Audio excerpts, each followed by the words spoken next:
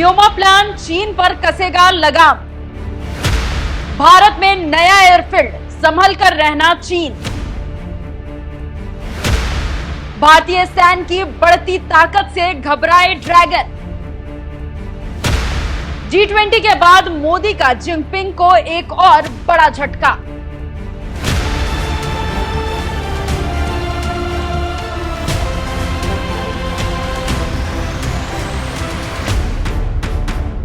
नमस्कार, मैं हूं खुशबू राय और आप देख रहे हैं NMF न्यूज। शी जिनपिंग सोचते रह गए और मोदी ने शतरंज के सबसे ताकतवर मोहरे यानी कि वजीर की चाल चल दी। स्पाइस रूट और एंटी डंपिंग फी का तोड़ ढूंढने में लगे जिनपिंग के ड्रैगन के पंख कुचलने को पीएम मोदी भारत के जवानों के साथ तैयार है। G20 शिखर सम्मेलन में अपनी ताकत दिखाने के बाद अब पीएम मोदी के एक और फैसले ने चीन के पैरों तले जमीन खिसकाने का काम कर दिया है। वो फैसला है न्योमा एयरफील्ड के निर्माण का, जो देश ही नहीं बल्कि दुनिया का सबसे ऊंचा एयरफील्ड होगा। सबसे खास बात यह कि ये एयरफील्ड LAC यानी लैक से करीब है। G20 में पीएम मोदी ने सभी गिले शिकवे को साइड कर चीन के राष्ट्रपति शी जिनपिंग को समिट में इनवाइट किया, लेकिन अपनी ताकत की घमंड में चूर जिनपिंग को कहां पता था कि उनका यहां नहीं आना उन्हें इतनी बड़ी चोट दे जाएगा। G20 में लिए गए फैसलों का विकल्प निकालने में व्यस्त ड्रैगन अब एक और टेंशन कैसे झेलेगा। दरअसल लद्दाख में बन रहे विश्व के सबसे ऊंचे फाइटर एयरफील्ड से चीन की टेंशन बढ़ने वाली है। भारत लद्दाख के न्योमा में दुनिया का सबसे ऊंचा लड़ाकू एयरबेस का निर्माण करने जा रहा है।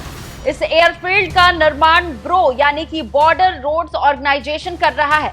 इसे बनाने में 218 करोड़ की लागत सामने आएगी।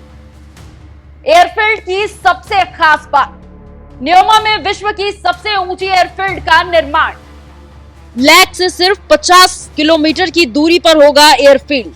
चीन को सीमा पर कड़ी टक्कर देने में एयरफील्ड की महत्वपूर्ण भूमिका। सबसे ऊंचा एयरफील्ड तैयार होने से लैक के करीब हो सकेंगे फाइटर ऑपरेशन। इस नए एयरबेस से लद्दाख में बढ़ाई जा सकेगी सैन्य निगरानी।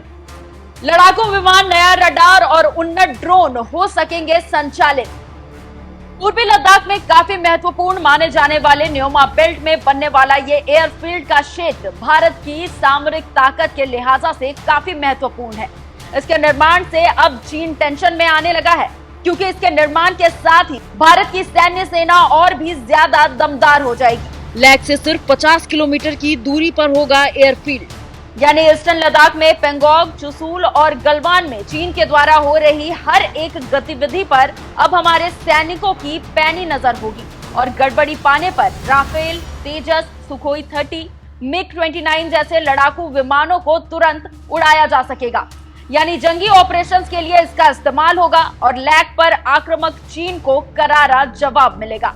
जानकार मानते हैं कि न्योमा में एयरफील्ड के बनने के बाद लद्दाख में हवाई बुनियादी ढांचे को काफी बढ़ावा मिलेगा और उत्तरी सीमा पर वायुसेना की क्षमता को प्रबल वृद्धि भी मिलेगी। 2020 में गलवान घाटी पर हुए झड़प के बाद दोनों देशों के बीच तनाव बढ़ा है और पिछले 3 साल में दोनों देशों की तरफ से सुरक्षा को बढ़ा दिया गया है।